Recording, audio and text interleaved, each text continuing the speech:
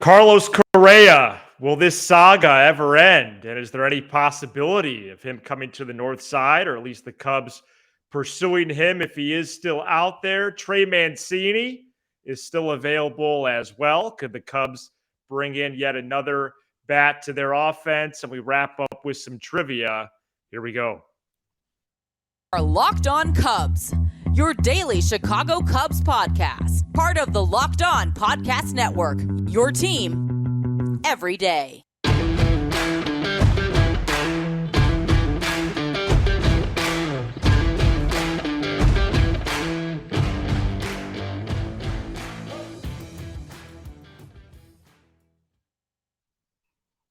Welcome into Locked On Cubs alongside Sam Olber. I'm Matt Cozy. Pleased to be with you for a Monday episode as we kick off another week here on the show. Thanks for making us your first listen every day. Sam and I are lifelong fans, taking our passion into a discussion with you on all things Cubs. Today's episode is brought to you by BetOnline. BetOnline has you covered this season with more props, odds, and lines than ever before. BetOnline, where the game starts. Well, where we start today, Sam, is with Carlos Correa as the drama, the saga, this episodic adventure might be coming to an end, or it might not. Maybe he doesn't play at all this year.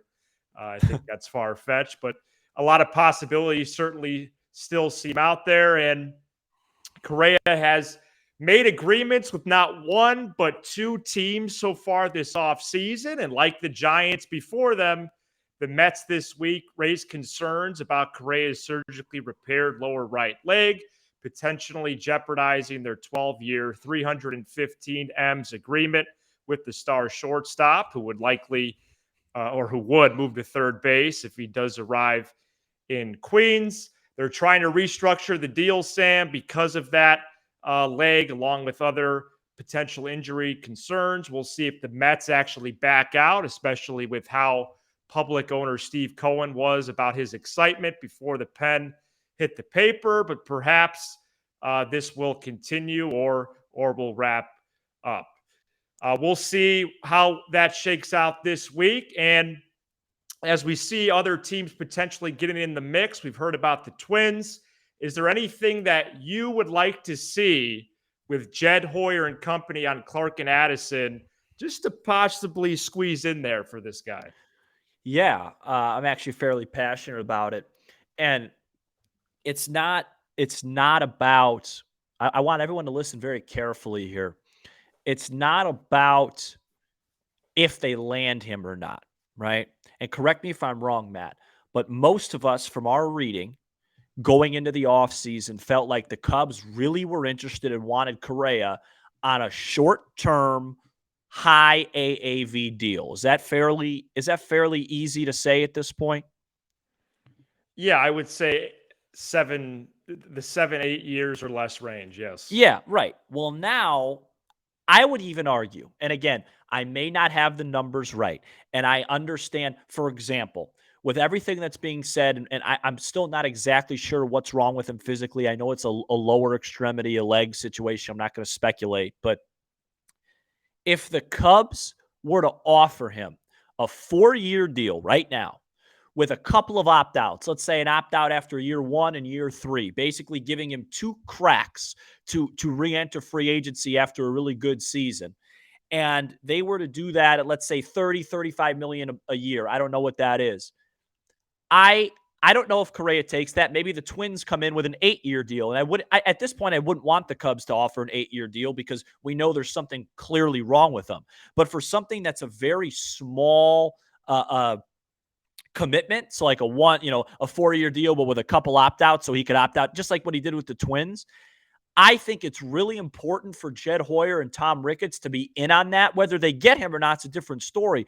But to really show the fans, and I'm speaking here as a fan, not as a podcaster, that they are really serious about winning in 2023. Because so far, Dansby Swanson, nice job.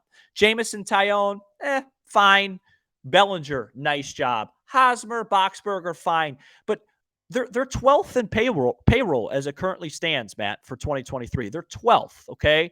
that's not exactly going above and beyond to try and put a winning product out there. And we've discussed many times on this program about how, well, we think that they just want to put out a good team or a decent team in 2023 and then see what happens with the minor leaguers. But here's an opportunity to really flip the 2000, forget the future, the 2023 Cubs, if you were to add him. And I know there's other avenues that you could go. I know that there's a lot of people on Twitter have asked me about Bauer. That's a separate situation because all 32 teams or 30 teams, there's 30 teams, isn't there? 30. All 30 teams have access to Trevor Bauer at a cheap price. So if all 30 teams aren't going after him, or if just one goes after him, that's a separate thing. There's a moral thing. If the Cubs were one Aroldis Chapman away, like they were in 16, then I'm sitting here talking about, well, the Cubs should really do their due diligence on that. But Correa is different because Correa commands money, and the Cubs keep telling us that they have money. So, I'm asking you, actually, forget the show for a second. Don't you think it'd be frustrating if the Cubs aren't drawn to him even a little bit? It would. I just don't see how I would have proof of it. Like, how would I know that they made that effort? Right. Well, maybe I don't, and I don't know if I need to, because this at this point we've gone down such a street where there's just so much weirdness. Yeah. I would, if it's now a short-term deal market for Correa, I always like the idea of just copying the Twins deal from last winter, where it was 3 years, 100, 105 M's. And the opt-out is after one. Right. Just get him here and see what happens. Yes, I would like them to pursue that. Right. But at this point, as far as we are down the line, I guess I'm kind of resigned to my fate in terms of their pursuit of that player. But they didn't offer him a deal the first time. But let me answer your question with a question. You say, how would you know that? Wouldn't Jed Hoyer and Tom Ricketts want to go above and beyond to let the fans know that they tried to get them? Because the biggest criticism right now of this regime is they're not using all their financial resources and they're not trying that hard to win right now. And again, I am not saying 8 years. I'm saying, listen, if the Twins wrap him up tomorrow at an 8-year deal, or the Mets and Correa finalize an 8-year deal, no. Stay away, good. There was no point. Right. But if there is a deal out there for 5 or less with a couple of opt-outs and the Cubs aren't in on that when they have a significant hole, in my opinion, at third base, I just think it's, for me, I always look at this stuff from its optics. I'm not even really talking about winning baseball games. I'm just talking about getting in a better standing with your fans and the organization. And if the Cubs either were to A, land Correa, or just speaking for myself, B, say, hey, the Cubs had a 4-year offer and the Twins ended up going with 6, or the Mets, I would still be like, you know what? That's really good because they tried and they're trying to win this year. Whereas they didn't even offer Correa, like you said, in the initial. Yeah, I think 5 is a good over-under number. And if they offered a 4 or 5 year deal, that would be really interesting. Yeah. I guess I'm just kind of past I don't know if it builds up enough goodwill in my perspective.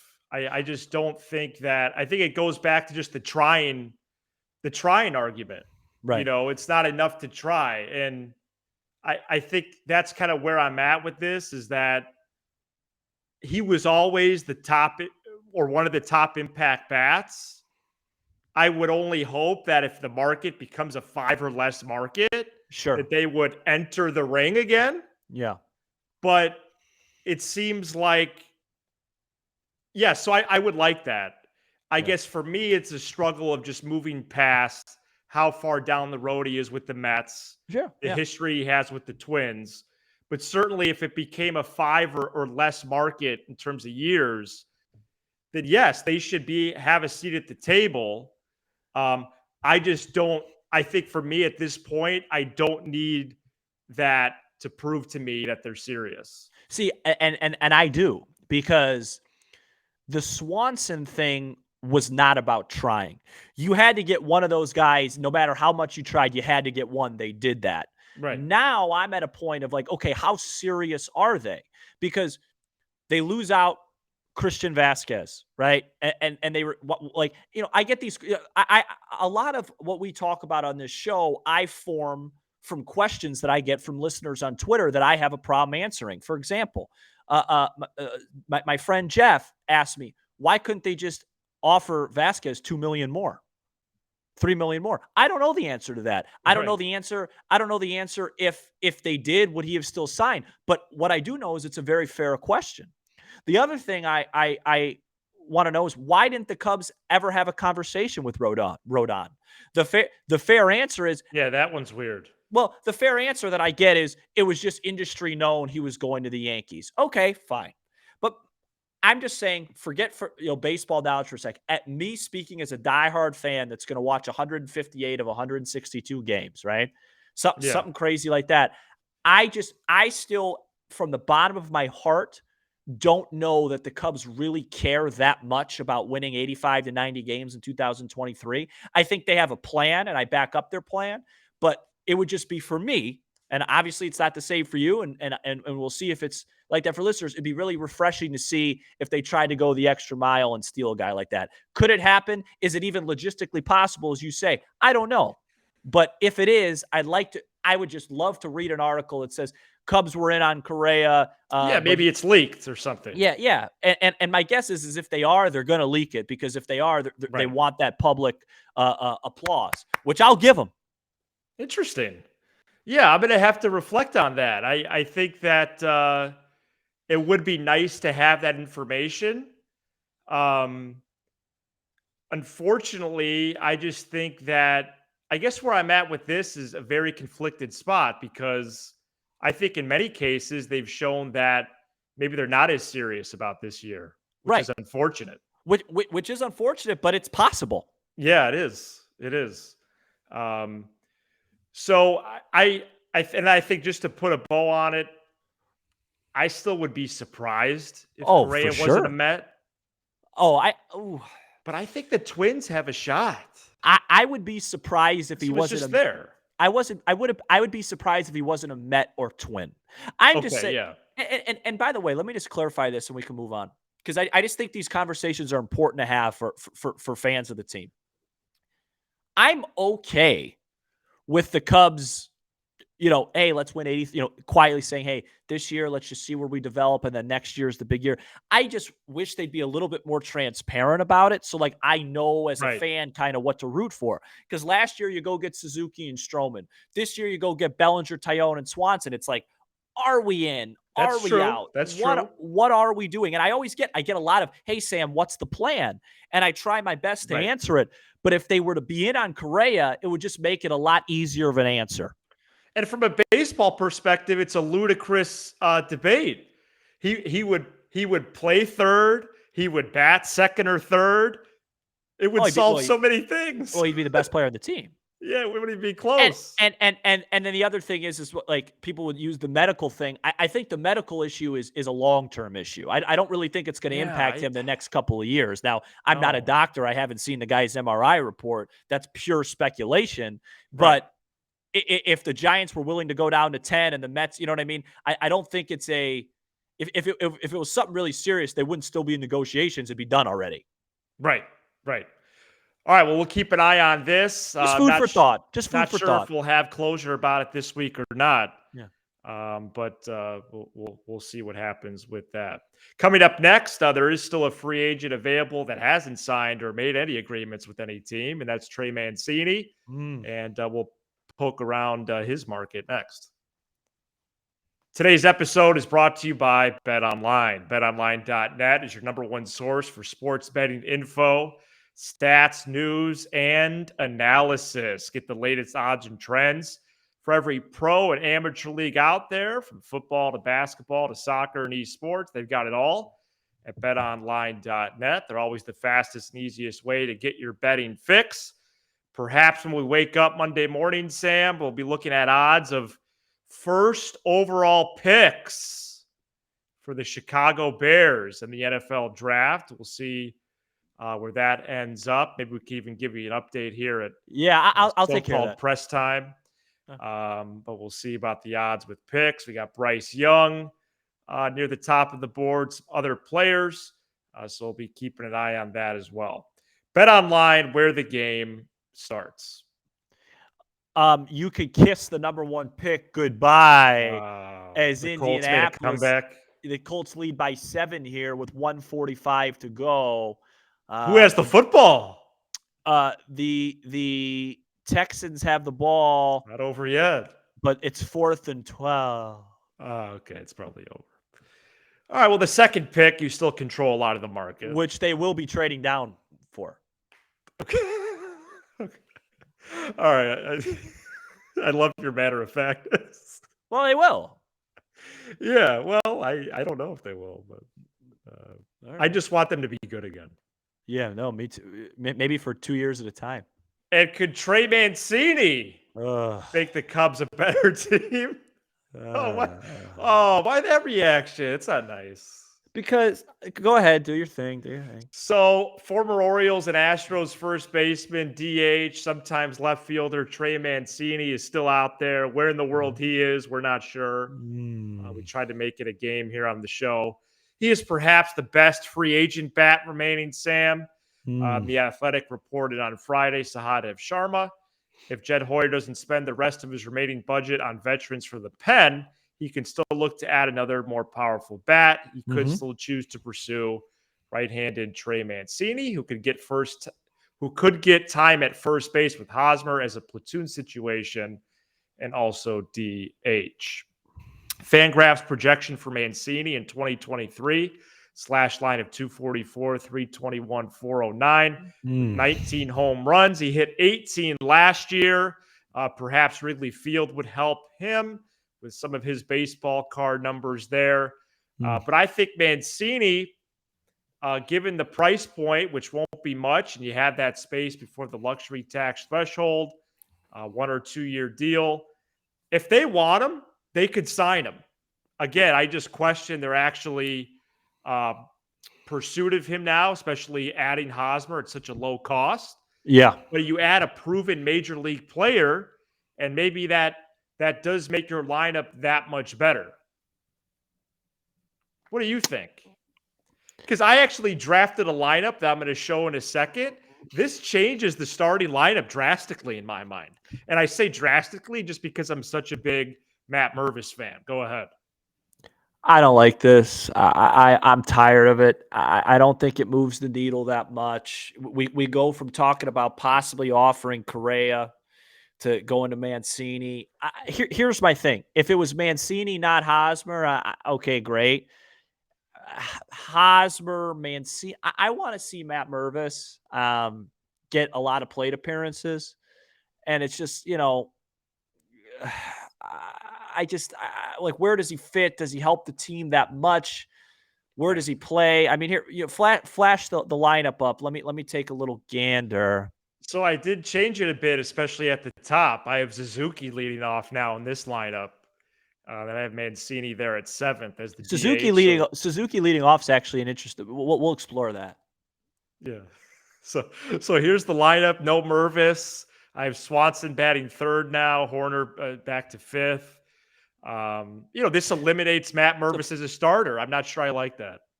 It's a terrifically fine lineup. I would really there's rotations that are going to happen with Morel and such. Yeah, of course. And Barnhart. Yeah. I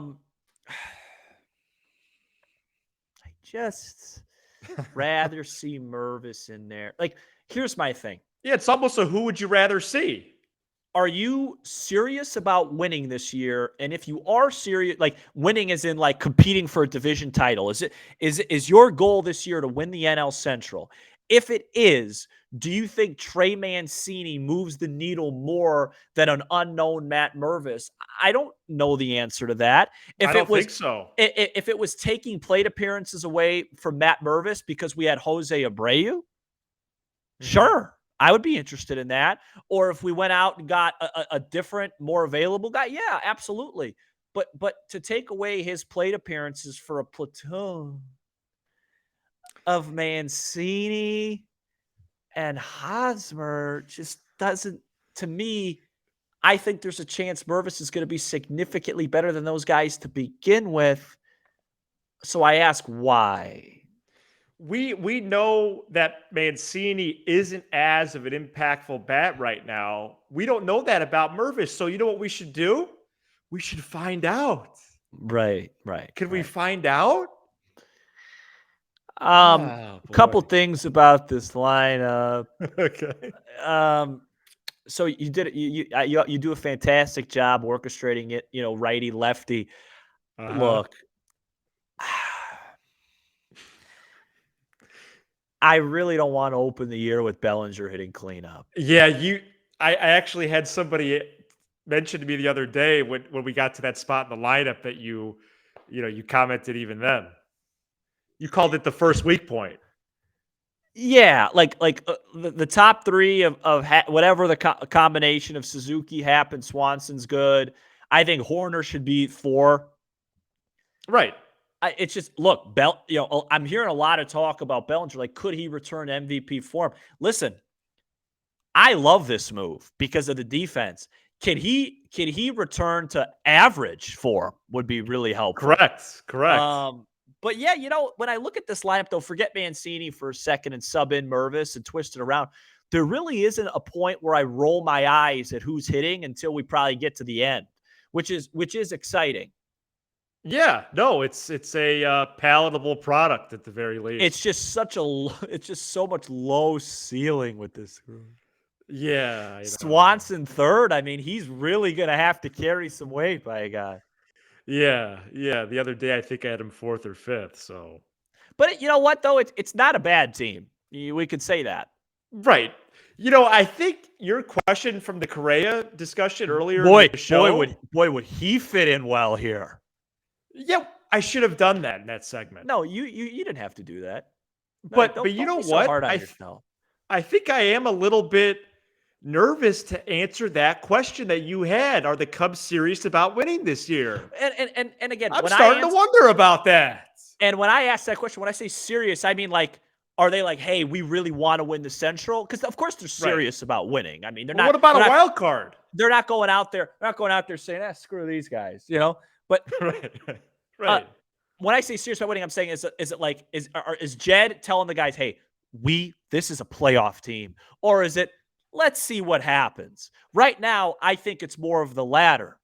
But if you put Correa in the middle of that lineup, and you're Happ, you're Correa, Suzuki, Happ, Correa, Horner, Swanson. Yeah, Mervis. To you, the listeners. You know what I mean? Yeah. We're going to bring our passion to you. A lot of Go Cubs goes, I think. Game on or what? Right. Because that expression right now does not fit this roster. It doesn't. They re-signed Smiley. Yeah. Well, come on. Nah, you know what I mean. By the way, we'll talk about this at another time. I did very good call. It seems like you have a little bit more of a heartbeat on like the things that are unsaid with the Cubs that like are just an understanding than I do.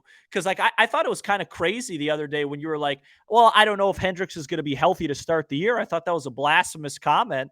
And then I read yesterday that Hadavi's hopeful that he starts the year with the team. I would almost slot in Wisniewski or Sampson instead of him. Where was I on this information? I think you were watching the Bulls. No, definitely not that. I just don't understand. Like, so he was really like seriously hurt. Yeah, he was sidelined. Absolutely. Well, his velocity can't be hurt. All right. Well, we're going to keep the beat going here. What a show. And what a program. We're going to wrap up with some trivia. But if you're looking for a delicious treat but don't want all the fat and calories, then you have to try a Built Bar. Built Bar. We just got through the holidays. We're wishing everybody a happy new year. And you know that people have the resolutions about eating better. You got to try Built because Built is actually a healthy, tasty snack. They're so delicious. You would think they're not good for you, but they are. They're perfect for any resolution that you've made. Covered in 100% real chocolate. Flavors like churro, peanut butter brownie, and coconut almond. 130 calories, 4 grams of sugar, and a whopping 17 grams of protein. And you don't need to wait around to get a box. For years, we've been talking about ordering your Built bars at Built.com, which you still can do and you should, but now you can get them at your local Walmart or Sam's Club. The 4-bar boxes of cookies and cream, double chocolate and coconut puffs is at Walmart and Sam's Club right now. Go to a nearby store or Built.com today to try a Built bar. Matt, breaking news. Really? The Houston Texans converted 2 fourth downs and a 2-point conversion and now lead the Colts 32-31 with 30 seconds left. Colts ball at midfield. Oh my gosh. Okay. So then we'll hopefully have a final score by the end of this program. Yeah, we're going to be on for a few more minutes, and that might be all it takes. Former University of Illinois alum Chase McLaughlin is the kicker for the Colts. He could hold the keys to a Cubs #1 pick with a miss. Excuse me, Bears. And that's going to be former Bears and Illini coach Lovie Smith helping out his former state and team. Wow. Potentially. Wow. Okay. Well, that's going to be a huge storyline for so long in this town. And maybe we'll have a #1 pick party on this show this week. Okay, Sam, courtesy of Jordan Bastian's fine newsletter on MLB.com. Oh, no. I hope I don't miss it again. The Cubs will enter 2023 without Wilson Contreras as part of their catching group for the first time since 2015. Yeah. Since Contreras made his debut in 16. Yep. How many catchers did the Cubs use in 2015? In 2015. Right. So Contreras debuted in 16. They began the Contreras era. Well, the last year before that era was 15. How many catchers did the Cubs use? Was it A3, B4, C5, or D6?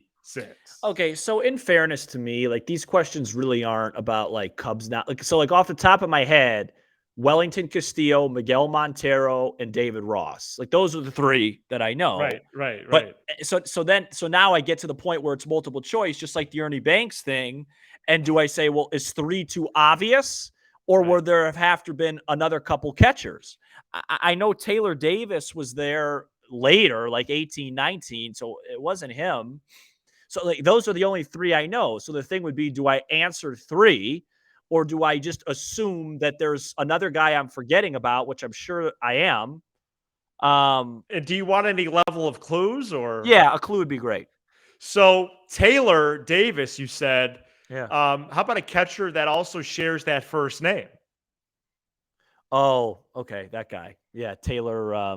What was his last name? I know exactly what you're talking about. Alliteration. Yeah, Taylor T. Yes. Yeah. T Garden? Yes. Yeah, okay. Wow, Jeez. you're amazing. No, I'm not. And then a 5th. Oh, I just gave it away. So is 5. Yeah, I was going to say 4. But who is the 5th? Yeah, I'm trying to think. Da na na na na na na. He is a lefty power hitter. Da, da, da, okay, just leave me alone for a second. Right. A lefty power hitter. Yeah. I mean, I couldn't have hit for that much power. It's a 5th catcher. Well, but there's a twist to it. Kyle Schwarber. Correct. 5 catchers in 15 by innings: Montero, Ross, Schwarber, Castillo, and T. Garden. I knew it was 4 or 5. It's going to be a great week here on the show. We're going to try to. Can I say one thing? Yeah. Speaking of lefty catchers, I even remember, I think it was 13 or 14 when Steve Clevenger struck out against the Giants and threw his back out at the same time to end the game. Anyone remember that? Fantastic. We're going to try to continue our player series, some bold predictions, react to any transactions the Cubs make. And the Chicago Bears have the #1 pick in the draft. Oh my gosh. That actually is really wild, and I'm pretty excited. Yeah. I can't get excited about losing, but I'm as excited as I can be for the circumstances.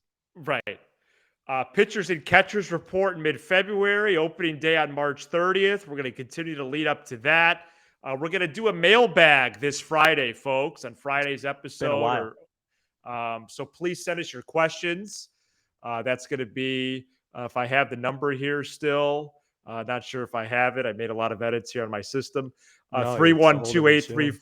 312-834-4634. I'd love to take your questions for Friday.